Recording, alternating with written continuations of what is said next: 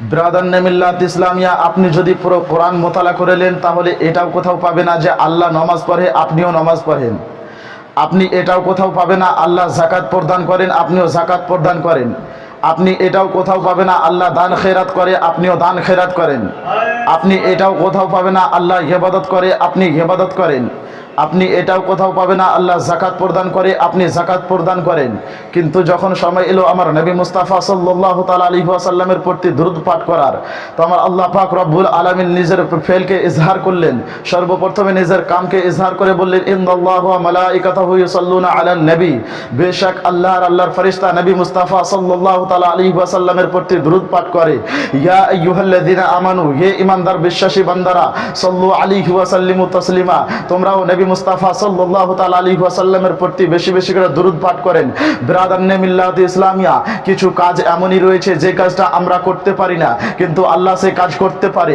আমরা মওত দিতে পারি না, আল্লাহ দিতে পারে। আমরা জিন্দেগি দিতে পারি না, আল্লাহ দিতে পারে। আমরা রোজি দিতে পারি না, আল্লাহ সে দিতে পারে।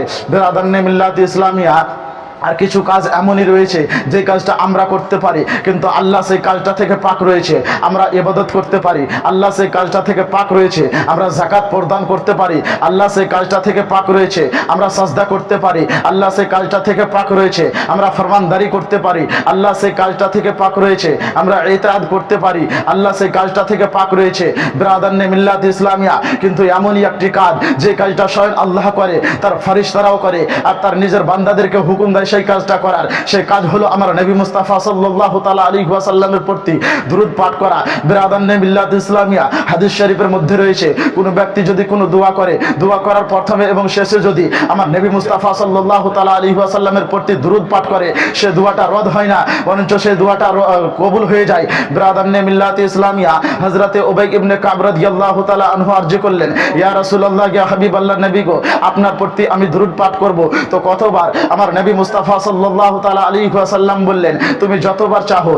আমার হযরতে উবাই ইবনে কাব রাদিয়াল্লাহু তাআলা আনহু আরজ করলেন, ইয়া রাসূলুল্লাহ, ইয়া হাবিবাল্লাহ, নবী গো, আমি দিন রাতের মধ্যে চতুর্থ ভাগ করে এক ভাগ আপনার প্রতি দুরূদ পাঠ করব, কেমন হবে? আমার নবী মুস্তাফা সাল্লাল্লাহু তাআলা আলাইহি ওয়াসাল্লাম ইরশাদ করে বলেন, তুমি যতটা চাহো, যদি এর থেকেও বেশি পারো তোমার জন্য ভালো হবে। হযরতে উবাই ইবনে কাব রাদিয়াল্লাহু তাআলা আনহু আরজ করলেন, ইয়া রাসূলুল্লাহ, ইয়া হাবিবাল্লাহ, নবী গো, আমি দিন রাতের মধ্যে 24 ঘন্টার মধ্যে আমি 4 ভাগে বিভক্ত করে 2 ভাগে আপনার প্রতি দুরূদ পাঠ করব, কেমন হবে? আমার নবী মুস্তাফা সাল্লাল্লাহু তাআলা আলাইহি ওয়াসাল্লাম ইরশাদ করে বলেন, তুমি যতটা চাহো, যদি এর থেকে বেশি পারো তোমার জন্য ভালো হবে। হযরতে উবাই ইবনে কাব রাদিয়াল্লাহু তাআলা আনহু আরজ করলেন, ইয়া রাসূলুল্লাহ, ইয়া হাবিবাল্লাহ, নবী গো, আমি 24 ঘন্টার মধ্যে 12 ঘন্টায় আপনার প্রতি দুরূদ পাঠ করব, কেমন হবে?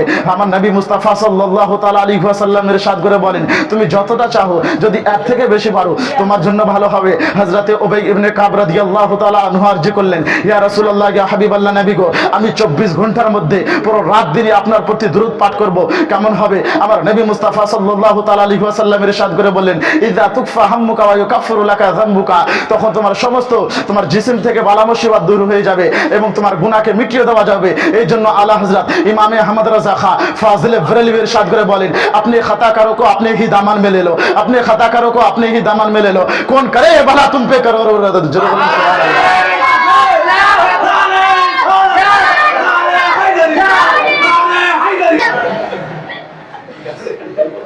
ব্রাদারনে মিল্লাত ইসলামিয়া, এক মহিলা এসে হযরতে খাজা হাসান বসরি রাহমাতুল্লাহ আলাইহির খিদমতে আরজ করলেন, হুজুর গো, আমার একটা মেয়ে ছিল, যে মেয়েটা ইন্তেকাল করে গেছে, যে মেয়েটা ফত হয়ে গেছে। আমার মনের ধারণা, আমার মনে খুব শখ জাগছে, যদি আমার মেয়েটাকে আমি স্বপ্নের মধ্যে দেখতে পাই তাহলে আমি খুশি হয়ে যাব, আমি খুব আনন্দিত হবে। হযরতে খাজা হাসান বসরি রাহমাতুল্লাহ আলাইহি বললেন, তুমি রাতে ইশারা নামাজ পড়ে 4 রাকাত নফল নামাজ পড়বা, আর প্রত্যেক রাকাতে সূরা ফাতিহার পরে একবার করে সূরা আল হাকামুত তাকাসুর পড়বে, তারপরে রাতে দুরূদ পড়তে পড়তে ঘুমিয়ে যাবা। সে মহিলাটি বাড়ি গিয়ে রাতে ইশারা নামাজের পরে 4 রাকাত নফল নামাজ পড়লো, রাতের বেলা যেন ঘুমিয়ে গেল। সে মহিলাটি যেন রাতের স্বপ্নের মধ্যে তার মেয়েকে দেখতে পেল, তার মেয়েকে স্বপ্নের মধ্যে দেখতে পেল, তার মেয়েটি যেন আযাবের মধ্যে মুবতালা হয়েছিল, তার মেয়েটি আযাবের মধ্যে প্রবেশ করেছিল। সে মহিলাটি তার নিজের মেয়েকে, তার নিজের সন্তানকে দেখে চিৎকার মেরে কেঁদে উঠে গেল। সকালবেলা হযরতে খাজা হাসান বসরি রাহমাতুল্লাহ আলাইহির খিদমতে গিয়ে আরজ করলেন, হুজুর গো, আমার মেয়েকে তো আমি দেখতে পেয়েছি, আমার মেয়েকে তো আমি দেখতে পেয়েছি, কিন্তু আযাবের মধ্যে ছিল। সে রাতের পুরো সম্পূর্ণ ঘটনাগুলো হযরতে খাজা হাসান বসরি রাহমাতুল্লাহ আলীকে বললেন, হযরতে খ্বাজা হাসান বসরি রাহমাতুল্লাহ আলী বললেন, তোমার মেয়ের জন্য কিছু সাদকা করে দাও, হতে পারে আল্লাহ তাবারক ওয়া তাআলা সে সাদকার কারণে মাফ করে দিতে পারে।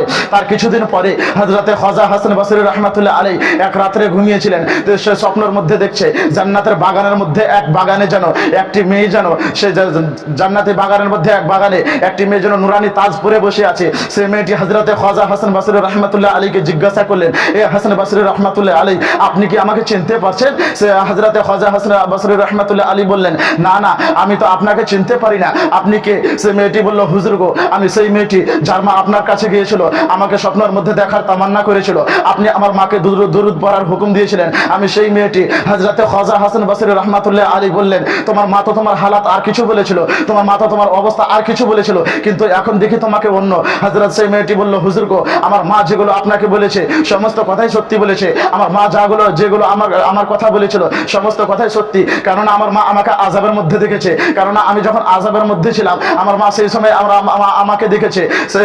হযরত খ্বাজা হাসান বসরি রাহমাতুল্লাহ আলী বললেন, সে আযাব থেকে তুমি রক্ষা কেমন করে পেলে? সে মেয়েটি বলল, হুজুর গো, আমি সেই কবরস্থানের পাঁজর দিয়ে এক নেককার ব্যক্তি যাচ্ছিল, সেই ব্যক্তি এমনি যাচ্ছিল না, আমার নবী মুস্তাফা সাল্লাল্লাহু তাআলা আলাইহি ওয়াসাল্লামের প্রতি দুরূদ পাঠ করছিল আর যাচ্ছিল, সে দুরূদের বরকতে, সেই দুরূদের ফজিলতে আমার আল্লাহ পাক রব্বুল আলামিন সে কবরস্থান থেকে 500 কবরের আযাব উঠিয়ে দিয়েছেন। চলে বলুন সুবহানাল্লাহ।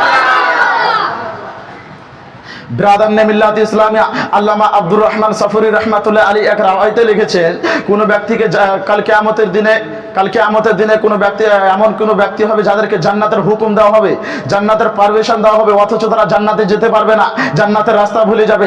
আরজ করলেন, ইয়া রাসূলুল্লাহ, ইয়া হাবিবাল্লাহ, নবী গো, সেই সমস্ত ব্যক্তির কারা হবে যাদেরকে জান্নাতের হুকুম দেওয়া হবে অথচ তারা জান্নাতে যেতে পারবে না, জান্নাতের রাস্তা ভুলে যাবে। আমার নবী মুস্তাফা সাল্লাল্লাহু তাআলা আলাইহি ওয়াসাল্লামের ইরশাদ করে বলেন, আল্লাযীনা সামি'উ বিসমি ওয়া লাম ইউসাল্লু আলাইয়া, সেই সমস্ত ব্যক্তিরা হবে যারা আমার নবী মুস্তাফা সাল্লাল্লাহু তাআলা আলাইহি ওয়াসাল্লামের নাম শুনে আমার নবী মুস্তাফা সাল্লাল্লাহু আলাইহি ওয়াসাল্লামের প্রতি দুরূদ পড়বে না। ব্রাদারনে মিল্লাত ইসলামিয়া হযরতে আনাস রাদিয়াল্লাহু তাআলা আনহু বর্ণনা করেন, আমার নবী মুস্তাফা